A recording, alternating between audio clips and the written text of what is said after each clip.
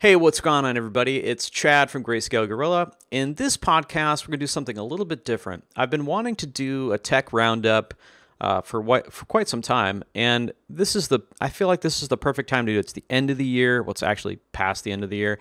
CES is happening, so I figured this was a good time to sort of catch up and figure out what I really loved about 2018 in terms of gear. And I couldn't think of anybody else that I would rather have on the show with me than my good buddy, Sean Astrom. Sean is a freelancer out of Denver, fantastic guy, great freelancer, and he's a fellow tech nerd. He and I nerd out on all sorts of things, software, hardware, cameras, whatnot. So we got together and recorded this podcast for you guys to check out. It's going to be all of our favorite things of 2018, and we're going to talk a little bit about what we're excited about in 2019. So, if you're into that sort of thing, sit back and enjoy. Sean, what's going on, buddy? Not much, Chad. How you doing, man? Good. You ready to talk about our favorite gear from 2018? Indeed. I'm pumped about it. It was a good year. It was. I feel like it was not a ton of like groundbreaking stuff, but a lot of like I sort of like shored up my little stuff, my stuff that just makes my life easier and a little bit more comfortable. Yeah, definitely. Yeah, I think for me there was a few pretty epic things that happened, in the computer space. But yeah. Yeah, there was. I feel like there. Yeah, you're right. There was some pretty major stuff that we'll talk about, and then there was. For me, I think it was like a year of peripherals for me. Like, yeah, I was trying to like nail down some stuff in my like daily workflow and just like little things, which I'll go over when I talk about a few of my items. But so yeah, we're gonna let's go through. This is the first time we've done this, so we'll try to figure out how this is going to work. Maybe we'll do it again next year if people dig it. But sure. One of the big reasons that I wanted to do this with you is because we all have our fellow gear nerds in our lives, and those are the people that we hit up and we nerd out on what new display, mouse, software, whatever, and those are the people that we geek out on that stuff with. And Sean, you're that person for me. You're the person that when I find gear stuff, I share that with you because I feel like we're kindred gear spirits. Yes, indeed. Yeah, it's kind of funny. We're on the same page with a lot of that stuff. Yeah, so this will be a good show. I'm excited to go through these. I actually am pretty excited to hear you talk about like what you've been using and what you found to be useful this year. And actually, yeah, why don't you start? Why don't you start with one, and then we'll just sort of like go back and forth and until we finish our lists, and maybe we'll talk a little bit about what we want to see in 2019. Maybe some things that we're excited that we've seen at CES, which is happening as we record this. So yeah, Definitely. Kick us off, man. What do you got? What's on your list? So, well, I guess I might just start off with the big one for me, and that definitely has to be the Threadripper, the second iteration of the Threadripper. Started with the Threadripper right off the bat. Boom. Yeah. No, this chip was just so kind of revolutionary for me for several reasons. One big reason I don't think enough people talk about is the price point. Like, this thing, like I'm looking on Amazon right now, like you can get this thing for $1,700. It came out at $1,799, and yeah, a lot of folks might think that's a lot of money for a CPU, but up until they released this chip, to get anything performance-wise that was remotely close, you were looking at like Intel's server chips, and right. Some of those things, I think you can get a 28 core, but the price point is like, they're like $8,000 or $9,000 just for the CPU. And as freelance artists, doing what we do, it's just, no one's going to spend that on just the CPU. If you're fortunate enough to work at a big shop, they might invest in those, big server boxes. But yeah, so price point's amazing. And, this thing's, got 32 cores. At least there's 3 versions you can get. There's a 32 core. There is the 24 core, which is almost half the cost, if not exactly half. So which one are you talking about? You're talking about the one that you recommended to me. Yep. 2990 WX. Yeah, so the 2990 WX is kind of their flagship. It's a 32 core, 64 thread.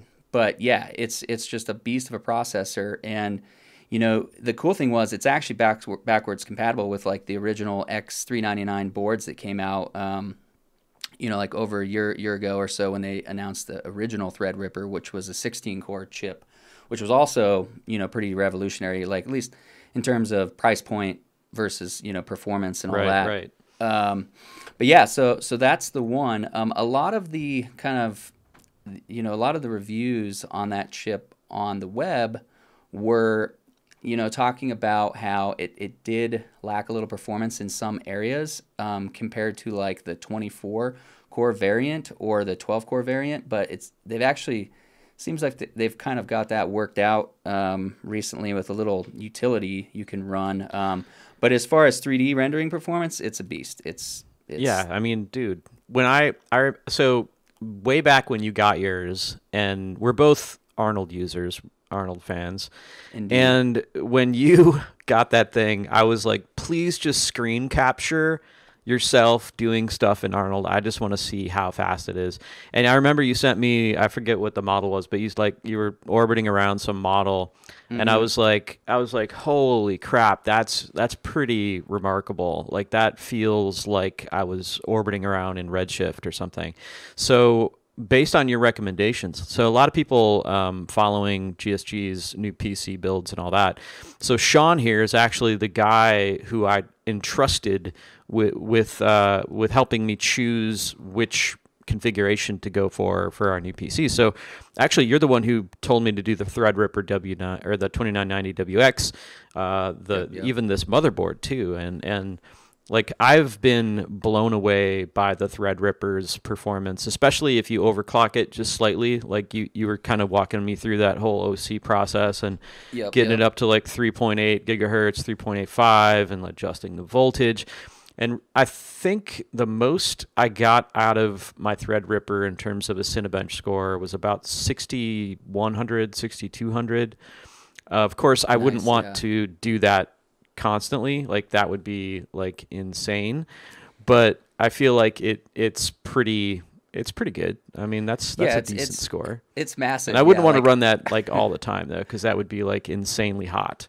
Right. Yeah. No, I remember when it was several years back. I think Nick had gotten the new like Mac Pro at the time, and it was a 12-core, and it had the new like Xeon 12-core chip in it, and he was just blown away by a Cinebench score of like 1700. Actually, no, I think that machine scored around like 13 or 1400. So, it's kind of insane. Like on a single computer now, with one of these chips, it's like running 7 or 8 like Mac Pros from years past. And that kind of, it really has only been up until recently that we're able to get that kind of, having like the power of like 8 computers on one for 3D needs more recently. Like, it's unless you had like 20 grand to spend on a computer, which most people don't spend that kind of money on a computer, it's crazy. I know, it's nuts. All right, so I guess I'll go next. Let's see. What do I want to choose off this list? I'm going to start with something relatively innocuous. I'm going to talk about keyboards because I've been on a keyboard journey for about over a year now, and it's been a rough go. I was a huge fan of the Mac thin chiclet keyboard. I just think that is probably one of the best keyboards ever designed, ever made. And when I was experimenting early in my keyboard exploration, everybody was like, oh, gotta go mechanical. I bought a Cherry MX red, I think, or maybe it was brown switches. And this thing was a beast. Like, it's too big, it's too bulky. So that's what I was like, I don't want to use this Mac keyboard because it's not mapped for Windows, and I kept hitting the wrong keys and all that sort of thing. Ditched the Cherry one. It was just too big and bulky and just like garish looking. So I ended up reviewing on our site the Astra keyboard that has the Cinema 4D hotkeys printed on each key, which was interesting. And I recommend checking out that blog post where I review that keyboard because it's useful if you're learning Cinema 4D to be able to look down and see what you're doing and what the hotkeys are. But long term, it wasn't good because the key was a bit the keys kept like flipping off, and like I would accidentally clip my finger when I was typing, and a keycap would like go flying across the room. So that was gone. So then I was like, I'm loving like the Surface line. The Microsoft Surface line has great aesthetics, and I noticed they came out with a keyboard that was like almost identical to the Mac one. It was really thin. It felt and looked exactly like the one I loved from Mac, but it was wireless.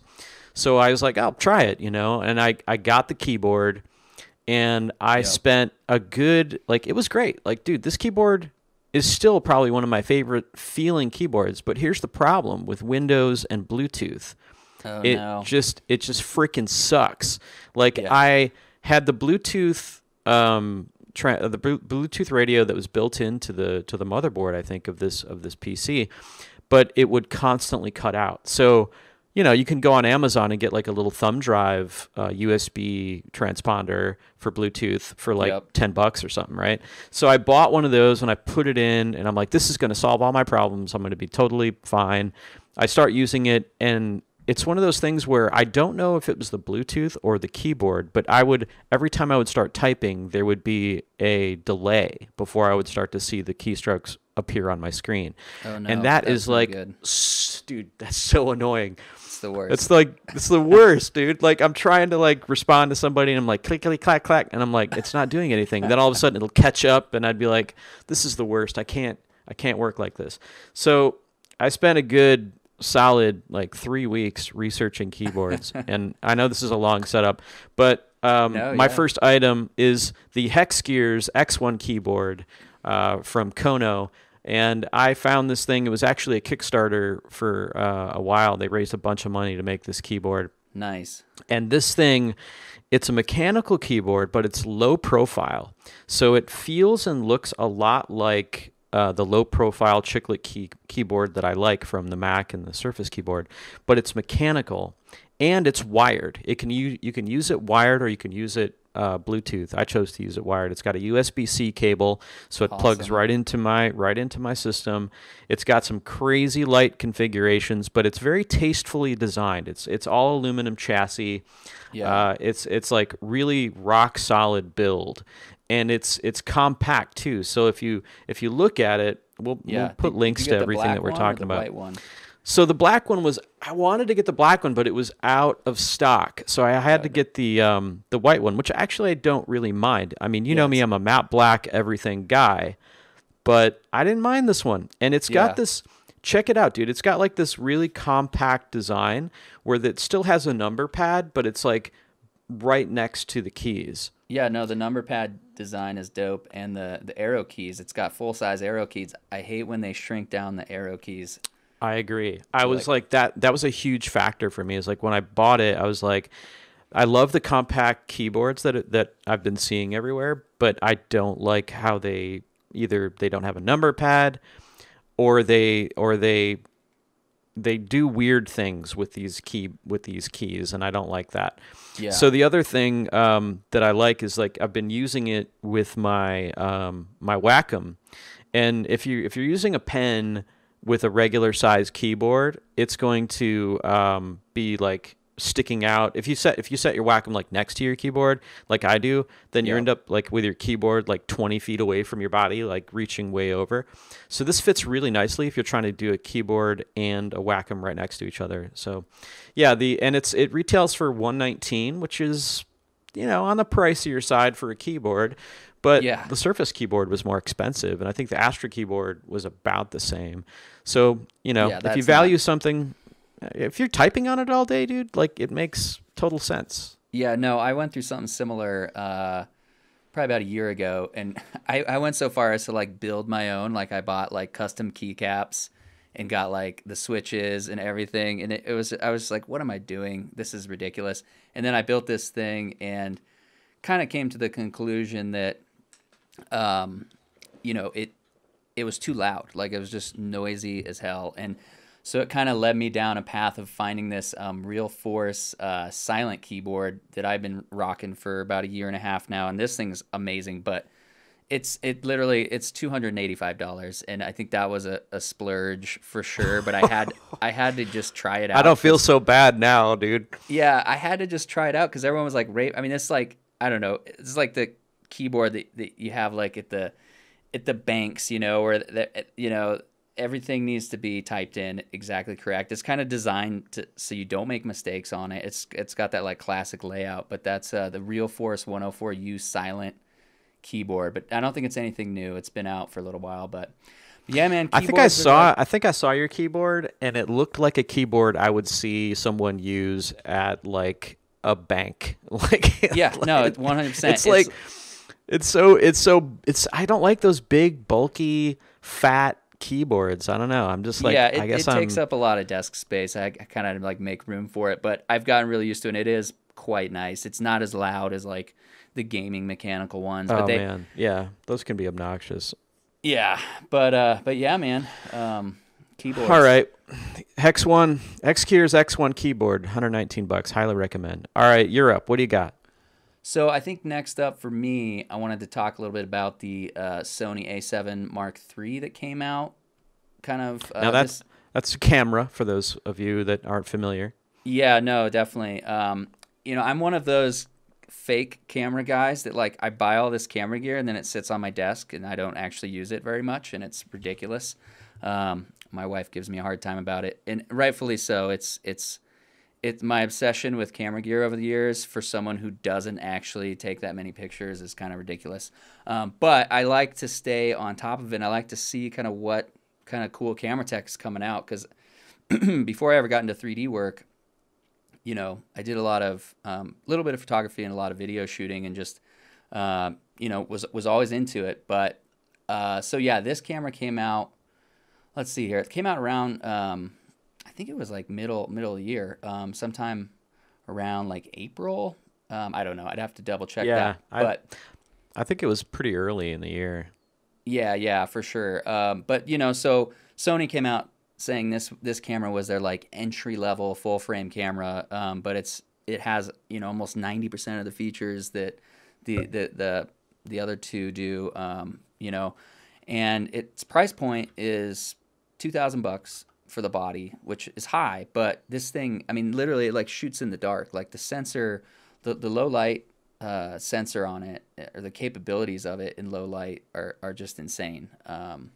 So I have the A7R II, and that's what I shot all of our EMC material textures with. A lot of stuff I shot with that camera, and I love that camera. Oh, nice. Yeah. I mean, ever since they did kind of the Mark II, I think there was some issues with the A7 Mark I that kind of held it back a little bit. But after the Mark II, it's just been, Sony's just been killing it with their cameras, and I know people are excited for the A7S Mark III, which there's kind of some rumors going around what's going to be happening with that thing. But yeah. So what's your favorite features? The low light ability? Is there anything else that I would like? Is there any reason for me to upgrade? You know, that's a tough call. I didn't really compare the old Mark II and the Mark III in great detail. All I knew is that the price point was kind of a little bit better on the Mark III.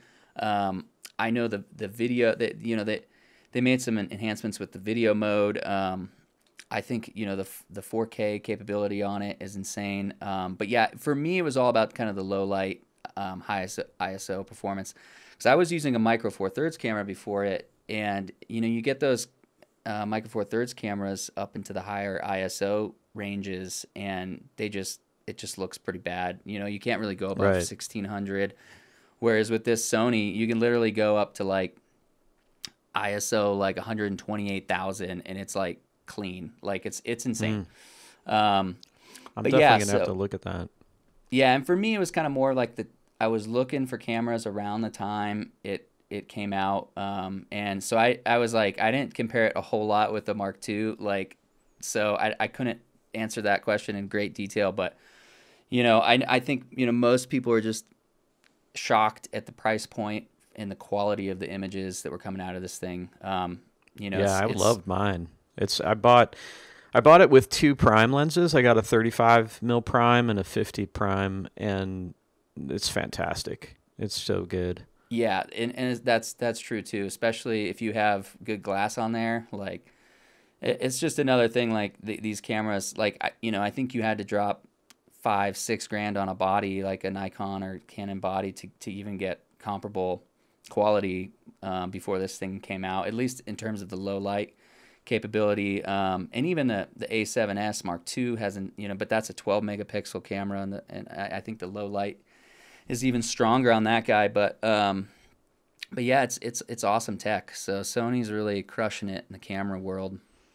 Yeah, the body's like really solid too. That was one thing that I was pretty shocked, is like the build quality of the body. It just feels like a tank. It's like solid feeling. It's I don't know what the housing, if it's what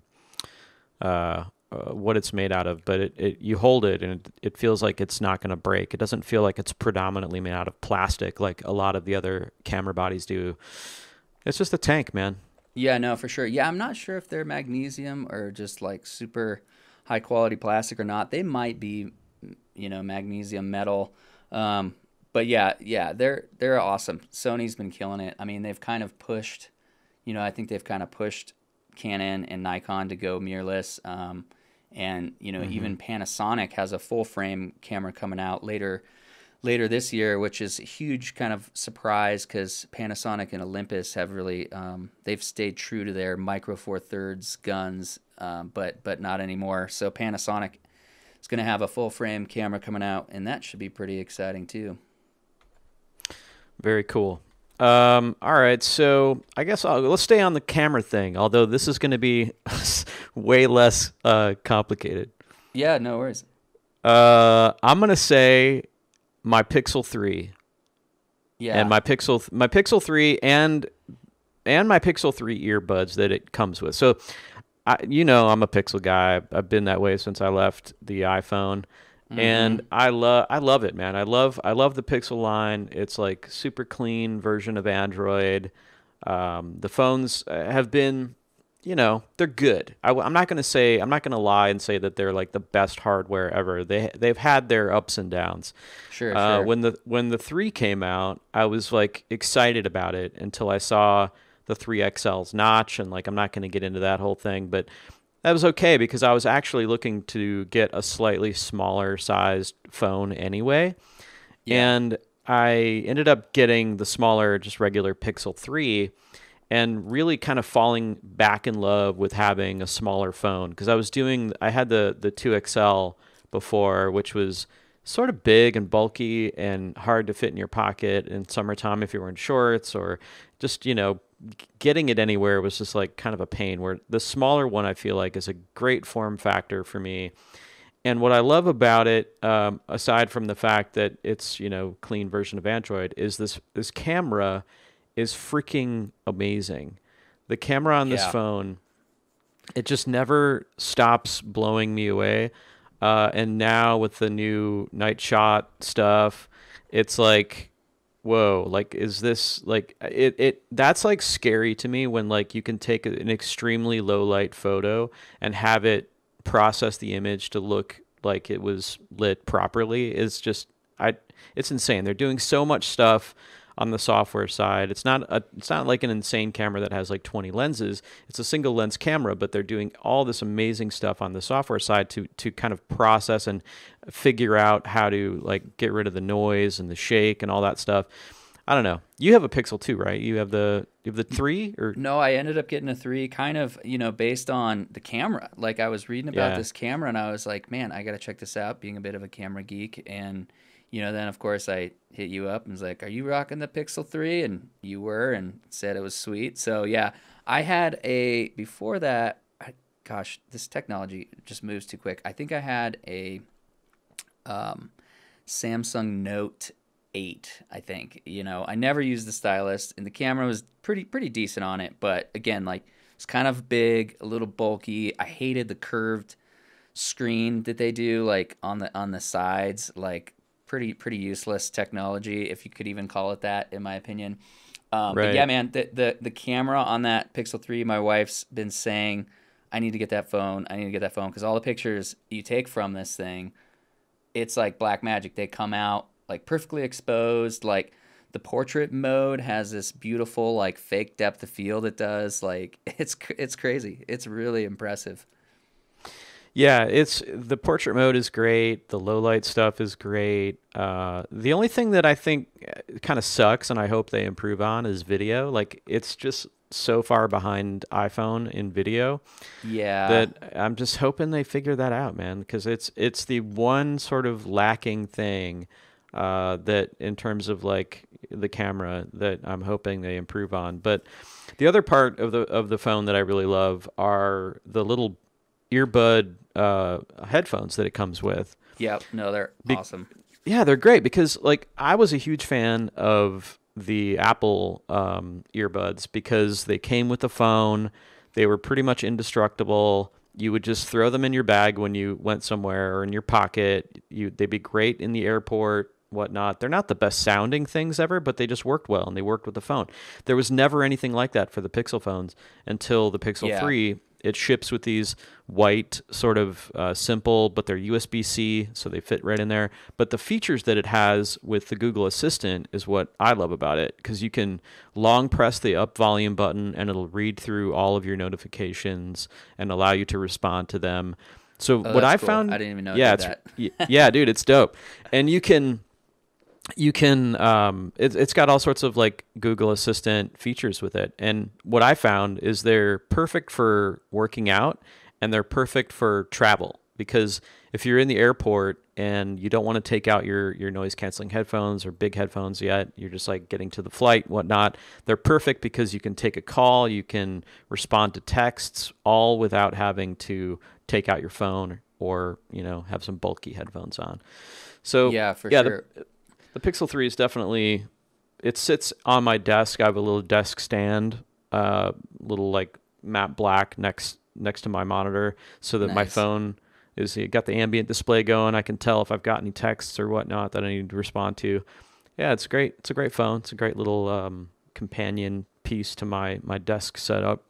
Yeah, no, I'm I so dig it. glad that Google has been developing these, their own products, because so many, the other Android devices, like, 'cause I've been using Android phones kind of from the beginning, never had an iPhone. And yeah, Samsung would just kind of butchered Android and lays in all their ugly graphics. Yeah, it's and, horrible. and I had one Samsung phone, dude, and I hated it. yeah, it's really bad. So it's great to see them stepping up and designing these products that actually show off kind of how great Android can be. And you've Yeah, never man. had an iPhone ever? No, dude, I've never had an Apple product. Well, until recently. That leads me to my next topic. But I've been such a like staunch PC guy. I've always built my computers, and like I've always just kind of seen Apple as like, oh, they're just kind of overpriced computers. And then they came out with the iPhone, which is obviously a amazing device, and then the iPad and everything else. But yeah, I've never had an iPhone or anything really from them until very recently, and I'll get onto that here in a minute.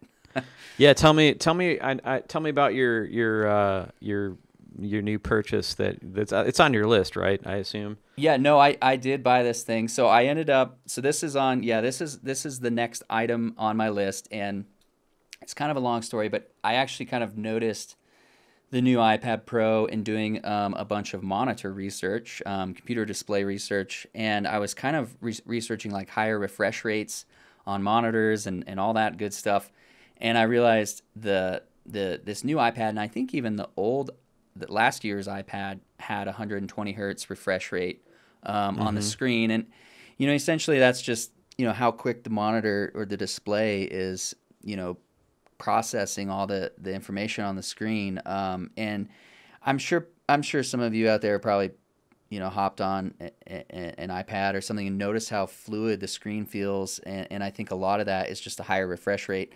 So that kind of got me intrigued, and I had seen a bunch of kind of YouTube videos of just like just storyboard artists or just matte painting artists like talking about this program Procreate, which is a really kind of impressive drawing app on the iPad. And like, well, not to make this story too long, I ended up getting a Microsoft Surface about 2 months ago, because I've always had this fantasy of like having a computer that I could put Cinema 4D on, and then like, you know, going to a coffee shop and getting some work done. And, you know, I know, you know, you can get like gaming laptop that has 8 core chips in it and all this stuff. And I've had these high powered laptops before, but they end up just sitting on my desk. I don't use them that much because I always have two, and I've had 2 desktop really powerful computers for quite a while now. And anytime you try and transition to a smaller device, you know, like a laptop to do any actual work on, at least for me, I'm just like, this is stupid. I'm way more productive on my real computer with my big monitors and everything else. Yeah, it always starts off with the best intentions. Like, I'm gonna, you know, be a social human being and like go and work in a public space. Yeah, and no, then exactly. but for like when you do 3D, like unless you are really meticulous about mirroring your setups, you like open up your laptop and you're like, oh yeah, I forgot I changed my layout and I don't use, you know, like all the little things start to show up and you're like, oh, I didn't install that over here. I forgot to install that, you know, the latest version of Arnold or Redshift or whatever. Yeah, no, it's definitely a challenge. And like, yeah, just working on the smaller screen. Back in the day, I remember I had this gaming laptop and I'd take it into some shops in town, and I would like, because they were on Apples, and I'd like insist on being on my like stupid Windows gaming PC, but it was just what I was comfortable with, whatever. But like, you know, working on a smaller screen like that, over the years I've just kind of come to the conclusion that like doing actual work for me on a laptop is not going to happen. So I know other people are way better at it, like, you know, they do everything, video editing and all their stuff on a laptop, which is sweet. But yeah, so for me, I was like, okay, I'm gonna get a Surface because it's a cool little tablet. It's got full windows on it. I can put Cinema 4D on there, knowing that like I'm not actually gonna do anything with it, but I could open a file. You know, if a client sends me something, or if I want to do a little test with X particles, like I could do that. But so I got the Surface, which is a beautiful device. You know, they're on their like 6th iteration now. And it's awesome. Like Microsoft's finally kind of stepped up to Apple quality in terms of like their hardware and just everything else. But what's really unfortunate with Windows running in like a tablet mode is it's pretty awful. It's like, awful. It is. It's not. See, that's the problem. I couldn't agree with you more. I have a Surface Book 2, which can convert. You can detach the screen into a tablet and whatnot. Yeah. As a laptop, it's been so-so, not amazing experience. I think I'm on my 3rd unit because of all the failures that I've had. But let me tell you how often I actually use it in tablet mode. Absolutely 0. I think once in a while I'll use it to watch a movie. Yeah. But it's it's not a tablet OS. It's not a tablet OS. Like you can't run Windows on a tablet without being frustrated. I challenge you to try to type. It's like on the screen. It's horrible. It's just it's a desktop OS that they've sort of like forced into a tablet OS, which is why I think iOS is killing them in the tablet space. So tell me about your iPad. So I like, this was kind of a shock to my family members and everything else, because I'm like, no joke, I've been very staunch, like, you know, no, you're that guy. You're anti-Apple, the Apple hater. But only because, like, you know, I always just saw Apple as like kind of making overpriced computers that they're beautiful. Like the hardware is amazing. Like I always joked with my buddy, I was like, man, if I could buy a Mac case and stuff all my PC parts in there and like swap out graphics cards, like I'd do that in a second. But yeah, so, you know, I was like, okay, I want to check out this iPad. So I bought the 12.9 inch, the new iPad Pro, as kind of, I returned the Surface I had, and I kind of, you know, I didn't even buy the Microsoft Surface with the keyboard, because I was like, at that point, it's becoming a laptop to me. And my whole intention was with this particular device was just to have something I can, you know, toy around with, do a little doodling. Like I use a Wacom tablet on my computer every day as a mouse, as everything. And so I'm really used to that form of input.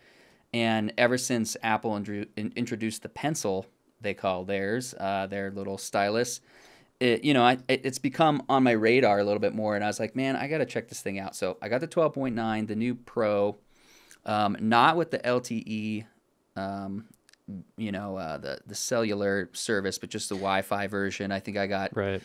256 gigs. I don't honestly think you need more than that for a little tablet, but man, I mean, like, I'm impressed. I never thought I'd say it, but I'm like very impressed with, this is really my first experience with iOS too. And, but they've had so much time and they have so many third-party developers like really producing some pretty awesome like iOS apps that, a lot of that stuff you still can't find on Android. A lot of it's like proprietary to.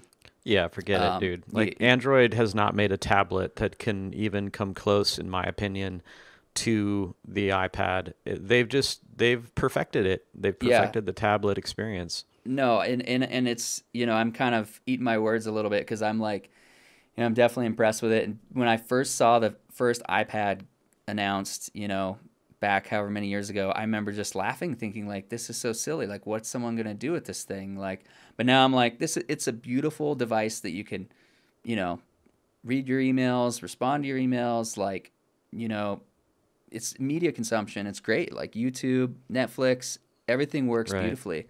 So the big controversy about the iPad Pro is that they've been shipping them bent. I don't know if you've caught any of this. Oh yeah.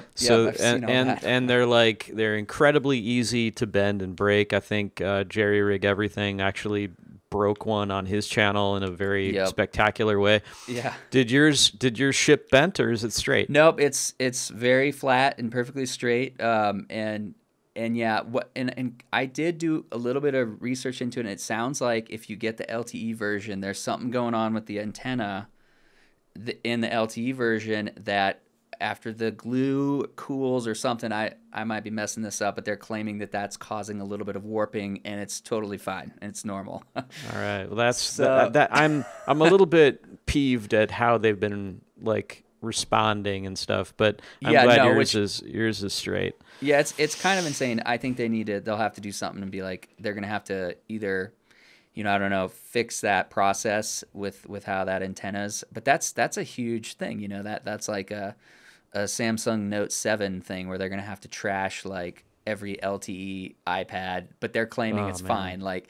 and I would like to challenge some tech reviewer out there to maybe see if they can bend it straight.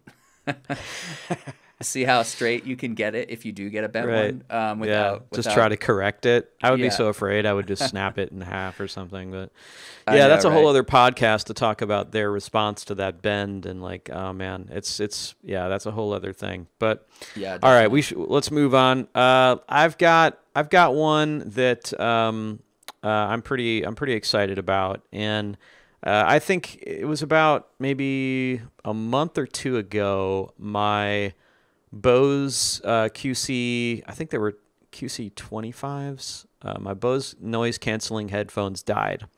I've had them for quite a while, and they just would start cutting out, and then the ear foam started detaching from the inside, making them pretty much unusable. And then when they finally just cut out, I was like, well, it's time to upgrade.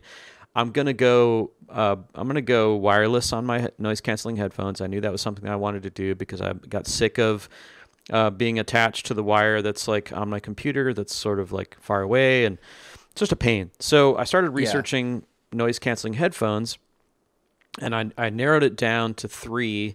There was the new Bose QC35s, I think they are. I can't remember. I think that's right. Then the Sony has a pair, and then I was really intrigued by the Microsoft Surface headphones that I've been reading about. So I went to Best Buy to try them all out. Yep. And ironically, what was weird about going to the Best Buy is like they had all these noise canceling headphones out, all the ones I wanted to try, except for the Surface ones. The Surface ones were in the Microsoft Store section of Best Buy. Right. At the back in a box. And so I walked back there. I'm like, do you have the Microsoft Surface headphones? They're like, yeah, we do. I'm like, all right, can I try them on? They're like, well, we don't have them out. I'm like, so you have like 30 different headphones back there, and the Microsoft ones are on a box on a shelf buried, and like I can't hear them. Yeah. Now any rational person would have been like, well, I guess I won't buy those. I'll try the other ones and see which one I like, and I'll buy them. I bought them. I hadn't even tried them. I haven't even heard them. But they said I could take them back if I didn't like them within 30 days. And I was like, yeah, that's a good deal. I'll give them a shot. So the reason that I tried them is because a couple different reasons. So number one, I like the way they look. They have a really interesting design, really great build quality. I had heard they, they sounded well and good enough. And the other big feature for me was being able to pair them to multiple devices. So I got them, I brought them home. Yeah. And I'm going to tell you, I love these things, and I'm going to tell you all the things I love and then a couple things I don't like. So I love the fact that they have physical dials on the side. Like I can turn these dials on the left side. I can adjust my noise canceling level and like bring it all the way down to nothing, and it'll actually amplify room sounds so I can hear if I'm like in an airport and I need to hear if they're calling my flight, I can just turn them down really quickly. I love that. That's impressive. Yeah, it's really dope. And then the other side is volume, so I can adjust the volume of what I'm listening to. I love that feature. The other thing I really like is it's got a little touch sensitive thing on the side, so I can pause my music, I can skip a track, I can answer a call, I can do all that sort of thing. But the big thing for me was this pairing of multiple devices. Now, that was important because, as I said before, I have my Pixel 3 like sitting next to my keyboard while I'm working, and I'm listening to music on my PC. And what this allows me to do is I can pair to my phone, I can pair to my PC. So if somebody calls me on my phone and I'm listening to music on my PC, it'll switch to my phone. And I can answer the call. I can answer the call right there on my headphones. I don't have to pick up my phone. I don't have to do anything. I can just keep rocking. And then when I hang up the phone, my music will start back up again, which is really dope. Yeah. That's so awesome. The sound is pretty great. I mean, it's not like, I would say that I checked out the Bose and the Sonys, and I'd say the noise canceling on the Bose is probably the best. The Sonys probably sounded the best, and the Surface ones just had the features that I wanted, and I can live with the decent noise canceling and the decent audio quality.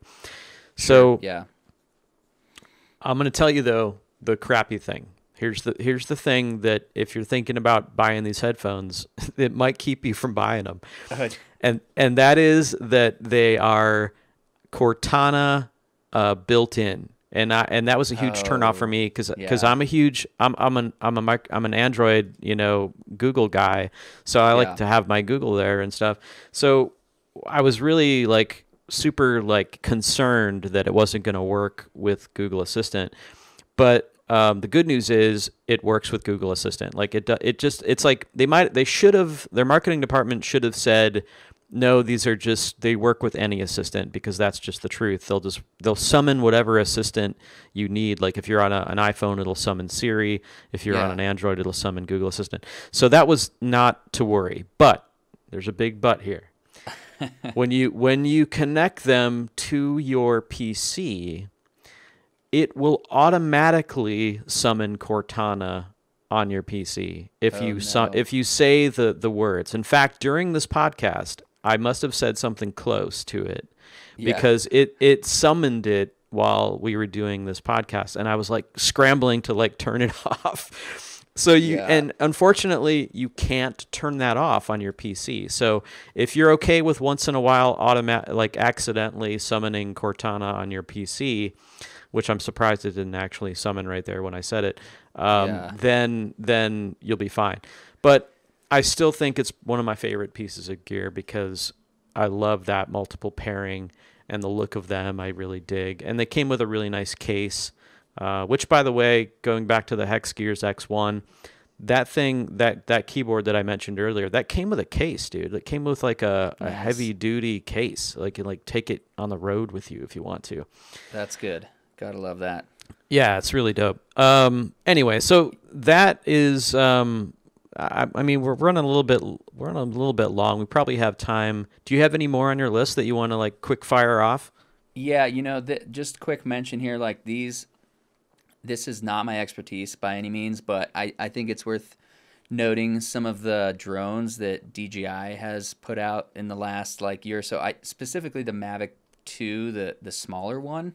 That thing is insane. And I did a project earlier in the year, and my good friend who is a, DP, he's got a red Epic Dragon. He's got all these drones, and he's like, "No, dude, I'm gonna go shoot this with the new Mavic II." And that thing's like this tiny little drone. It's like the size of like a small loaf of bread. it's insane. And he, we went and shot this construction site where they're getting ready to build the new I believe it's the trade center here in Denver. So he flew this thing up there, and I was just like blown away at the footage quality. I'm looking here. The Mavic II Pro has like a 1-inch sensor, f2.8 to f11 aperture, 10-bit video. Like, it's crazy. That's insane. So that's crazy. I think that's going to be an area to kind of keep an eye out. Like, just to see where all that goes is going to be fun to watch.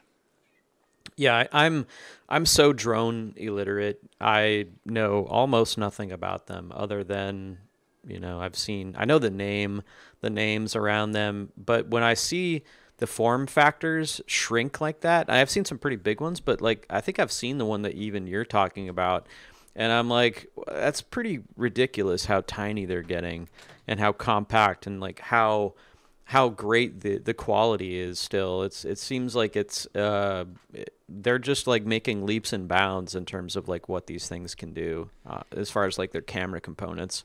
Yeah, no, the camera stuff's getting, miles better. It looks like they even have a zoom version now. I don't think it has the big sensor on it, but you can just fly it around, do your aerial footage. It's crazy. It's crazy. That's nuts. All right, I'll quick fire my last couple here. So getting back into like the PC hardware, the RTX 2080 Ti's that I got in this new PC build are pretty phenomenal cards. Oh yeah, I can't believe we haven't talked about those yet. Yeah, big deal. Yeah. So those the whole RTX line is I think that NVIDIA is trying really hard to kind of show the value on the gaming side, like, oh look, you ray traced graphics and stuff like that. And I'm not really sure where people's heads are at. It doesn't seem like that group is like super impressed with it. But no. I will tell you this. I think these cards are fantastic. I tested them against 3 1080 Ti's in the Redshift benchmark scene. And the 2 2080 Ti's were finishing that scene as fast as 3 1080 Ti's. So you have to, that's a pretty significant improvement. And that's not even with Redshift. Redshift hasn't even taken advantage of any of the RTX technology yet. Well, that's the crazy thing. Yeah, like the RTX stuff hasn't really been tapped. And when it is, like people are going to, all of a sudden they're going to get like another increase in performance out of nowhere when the software catches up. Speaking of which... I've been really having a blast playing with Arnold GPU. I'm on the Arnold beta, and Arnold GPU has been taking advantage of the RTX stuff. I think since, gosh, I want to say like from the beginning or close to the beginning, and it is pretty remarkable. I can't say a ton about it, but I would say that it's right now just using it on one card, using the GPU renderer for Arnold on one card, I'm seeing like, wow, this is definitely, this is going to be a game changer when this thing comes out, and when they support multiple cards. I think it's going to be like, okay, this is legit on par with the other GPU renderers out there in terms of speed. Sure, yeah. I mean, that's going to be bonkers. If they can really get the kind of one-to-one, CPU rendering looks identical to GPU version, that's going to be, I don't know, that's going to be tough to compete with. Especially, it sounds like Solid Angle or Autodesk are working really close with NVIDIA to get it like super optimized on their cards, which that'll be sick. Even at CES, the CEO of NVIDIA, when he was doing his song and dance, at the end he mentioned Arnold and the relationship they have with Autodesk and developing for. Yeah, it was pretty cool. And yeah, I think that I think everybody's going to start. I think Octane's already working on implementing some of the stuff that's going on with the RTX cards as well as Redshift. And I think in the next year, this is actually a good segue to what we're excited about in 2019. And I think that I think one of the things that we're going to see in 2019 is going to be a lot of rendering technology taking advantage of these RTX cards, and really I'm hoping that we're going to see even more performance increases with this technology being built around the RTX stuff. I think it's going to be great. Yeah, no, absolutely. Yeah, I saw they announced too the cheaper versions. I think you got the 270 and maybe even the 250. I don't know what's officially been announced, but it looks like there's the kind of more entry level cards coming out or coming down the line. Yeah, the 20. That'll be great. I think he mentioned that either the 2060 or the 2070 was going to be like $350 or something like that. Yeah, and that's insane. That'll be the interesting comparison, like with, the 1080 Ti or maybe even just the regular 1080 versus this 2070 to really kind of see, what you're getting for your money there. It'd be pretty, that would be pretty interesting to see if even the cheaper cards that don't have as much memory are still pretty fast. Like that's actually kind of cool. Depending on what you need, if you don't need all that memory overhead, if your scenes aren't huge, then maybe you could get away with that. Definitely. But the Arnold GPU thing, them, building for that platform and then being CPU, GPU, really, I think is something that a lot of people aren't really talking about, which is the ability to design and work on a GPU version of a renderer and then be able to send it to a CPU cloud to finish rendering is really a pretty powerful workflow if you think about it. Yeah, I mean, I really think that's going to be the ultimate, place for all these renderers to end up is, I know V-Ray takes advantage right now of both CPU and GPU. I don't think it does it quite, one-to-one. They don't share all the same features, but, I know RenderMan, the guys at Pixar have been kind of really working on getting their engine on both, so yeah, man, it's exciting. It's exciting stuff. I think, it'll be insane once Arnold is running on the GPU. So what gear, tech, whatever are you looking forward to in 2019 before we start to wrap up? Yeah, so I'm working on a post about some monitor tech here. That's right. Yeah, I nearly forgot. Okay, let me set the tone for that. So you are what I would consider to be a display nerd. And you started this journey of like trying to find the right display, and I was blown away by your just like you just bought every display I think I could think of. Yeah, I got a little carried away. Tell us about this journey, dude. Like I don't go too deep because I'm hoping we can make this into a blog post and share some of the findings that you've discovered. But give us the cliff notes. Like, don't mention any. Yeah, absolutely. Yeah, no. Like, long story short, I just I've been using the same two monitors for quite some time, and it kind of dawned on me. I was like, man, I know this monitor tech is getting pretty good. It's probably time to check out some new monitors. So I went down that rabbit hole, and it's ridiculous. Apart from shipping issues, like monitors coming in the mail like completely like defective, like, which was kind of a surprise. I ended up buying 11 different displays, if I'm not mistaken.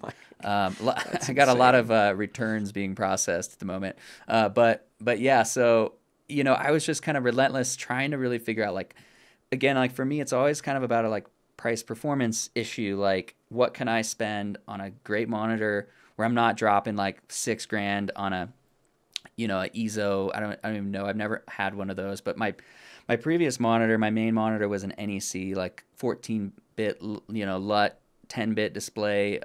It was super high quality. But to get a bigger version of that monitor was, still like $3,200, and it looks like that display, they kind of stopped manufacturing. So I'm just, so it kind of sent me down this path of like really finding a sweet monitor. and I found a couple, and I'm stoked about them, and I'll kind of be putting all that together in this post. But the crazy thing, of course, look for that soon. yeah, well, and Hopefully. the crazy thing though, I'm like watching some of the stuff at CES, and it's just like LG's dropping all these sick new monitors, and they're all, everyone's like, You're gonna have to start all over again, dude. yeah, but I'm like, I gotta be done with, I think for what's available, like as of right now, I did pretty good, but I saw it looks like LG is putting out some monster 49-inch wide display, which is like having dude. two 27s side by side without the seamless, obviously, and I actually think that's a pretty nice setup. Like 43-inch curved display, though. Think about that for a second. 43 inches. Yeah, it's big. It's like crazy. That's like I would strain my neck if I had that monitor. Well, I think like my setup before was two 27-inch displays, and that's just how the math works out. Like it's just that wide ass aspect ratio. But yeah, I think it'll be interesting to see. Like I ended up getting a 21 by 9 aspect ratio wide screen display, and I kind of think that's a nice sweet spot. Yeah, I can't wait to see your post. That'll be hopefully going up soon, so check our site for that. Also, it's at CES. While we wrap up here, there's a couple. While we're on the display thing, there's a couple more things from CES that I saw that looked interesting to me. The one of them was this LG portable USB-C display. Have you seen that thing with the? Yeah, I saw a little snippet about that. That does look cool.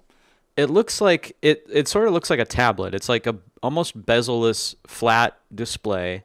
It's got a single USB-C input, and that's it. It's powered through USB-C. There's no speakers. There's none of that. It's just a 27-inch 1920 by 1080 display that you can just like take with you anywhere, like lean it up against a wall, put it on a stand, hand it to a client, like whatever. Yeah, that's cool, and that's a whole like area of like display technology that I don't think is fully tapped. Like one of the things with this iPad that kind of pushed me to get it was the fact that I can connect it as a secondary display to my computer, which is cool. So to see more of that tech coming out is and pretty then dope. The other display that I'm curious to see what you think of, since you're the display expert now, is the Samsung at CES announced this like space-saving monitor. It's a 27-inch monitor, QHD, 32-inch model. I think they've got two. That is $400, and it has a like clamp arm that you clamp it to the back of your desk, and it can basically go flat against the wall. Like if your desk is against the wall, it can like lean back flat against the wall, or you can like pull it forward towards you and like lean it and all that sort of thing. I thought it was a really interesting look. I think that in a lot, I'm intrigued by it because I'm sort of like a design nerd, and like I love the look of it. It's so minimal and sort of unintrusive. If you think about a monitor, it's a pretty big part of your desk, especially if you got this monster 43.4-inch Lenovo or whatever it is. Yeah. I think it was a Lenovo, not LG, as I said earlier. It's kind of cool, right? Have you seen this thing? It's like an arm. Well, I saw that it, allowed the display to go flat up against the wall, which my first impression with that was like, well, I probably want it a little closer to my face, unless I have like a desk that's like only 1.5 feet deep. But that does sound pretty rad. Like especially being able to easily manipulate the position of it, I think is really cool. Yeah, I think that's a smart thing, a smart way to take advantage of lots of people, I think, that have sort of not a ton of space in their office, or maybe not even a ton of space on their desk. I think that's a smart design choice. I don't know anything about the monitor, if it's any good or not. Probably decent. I mean, it's a Samsung, so it's probably a decent display. Yeah, for sure. Yeah, and that's kind of another interesting thing is it seems like Samsung and LG are definitely kind of crushing it in the display world, the TV world. Yeah. So I know they manufacture half the panels for most of the other monitors that you're buying. That like a Dell monitor, I'm pretty certain has an LG panel in it. But yeah, man, it's exciting times. Well, I think that about wraps up our show. Thanks, Sean, for jumping on and going through all this gear. Absolutely, man. You know, I can talk about this stuff all day long. So Did you hear that beep in the background? I did hear a little bit of a jingle Yeah, there. that was my. I should have put this on there. I got the Nest smoke alarms in my Nice. house that, like, they test themselves every month or whatever it is. And Yeah. holy crap, like, you've never, like, my dog is probably hiding under a bed right now because he gets so freaked out by the sound of smoke alarms that, Oh like, no. he's not a fan of these things. Anyway, Yeah. anyway, thanks for coming on, dude, and sharing your findings. And I'm Anytime. hoping everybody else out there, if there's anything that you've liked, or any sort of gear or things that have worked their way into your everyday workflow, let us know in the comments. We always are looking for new things to try out or check out that make our lives easier. And Definitely. be sure to check out our blog post that we have coming up about Sean's monitor journey. I guess you could call it a journey, right? It was just a rabbit hole of craziness. Yeah, so Yeah. that's he came out on the other end, and I promise he has a selection that he thinks would be good for just about everybody in motion design, hopefully. Indeed, yeah. Yeah, I mean, there's got to be a something to take away from that giant mound of returns you have going over there. Yeah, yeah. It's ridiculous. But yeah, no, yeah, there's some exciting stuff. I want to find out if anyone out there is using any VR goggles as a display, or if they're like, rocking There you go. Cinema 4D in their VR headset, because that's Yeah, I've that's seen another. that. That's an interesting thing. Yeah, if you are someone that has built a VR desk with, like, your monitor and, like, who knows, maybe it's the Grand Canyon in the background. I don't know how you like to rock, but Yeah, let us yeah. know in the comments. We want to know what you're doing. And Indeed. thanks thanks for listening. Thanks for checking us out. And if you like the show, let us know. Maybe we'll do some more of these. But anyway, thanks everybody, and we'll see you next time. See y'all later.